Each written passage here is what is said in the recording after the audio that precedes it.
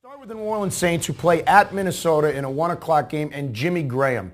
Now, clearly Rob Gronkowski has taken fantasy tight ends to a different level. There's him and everybody else that's gone on in this league. Oh, by the way, he's on your team, isn't he? Yeah, I got myself Gronk. So he's probably won you some weeks all by himself. But if there is a number 2 tight end, it's clearly Jimmy Graham. What's his injury status? What's the deal with him?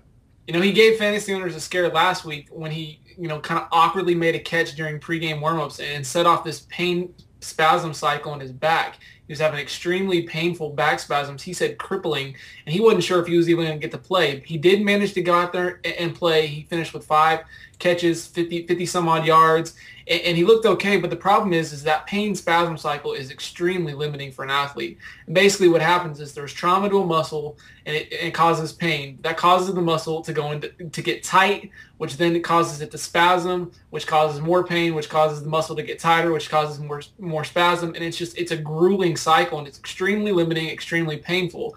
And for Graham, they've got to figure out what is the root of the problem. They can treat the symptoms. You can make a muscle stop spasming with different modalities like ultrasound or heat, but they've got to figure out the root of the problem.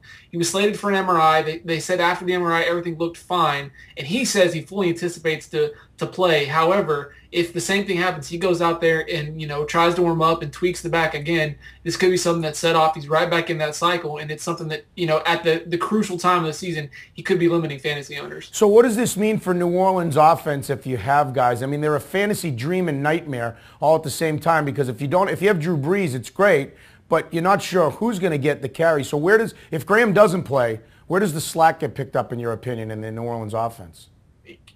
Pretty much everywhere. I mean, they've got so many weapons. I think they'll rely a little bit more on the running game. I know Mark Ingram's got a busted toe. We're going to talk about him a little bit, but they've got plenty of receivers. They've got Colston.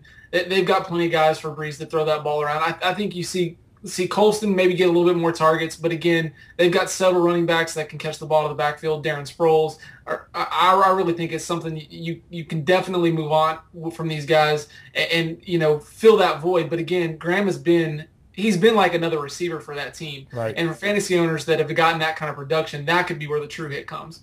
So if he is limited or doesn't play, who gets the tight end reps in New Orleans?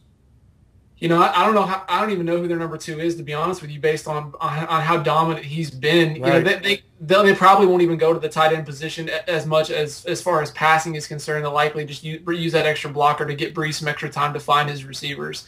So it's not somebody that is on my fantasy radar at all right now, and I don't think he should be on anybody else's as well.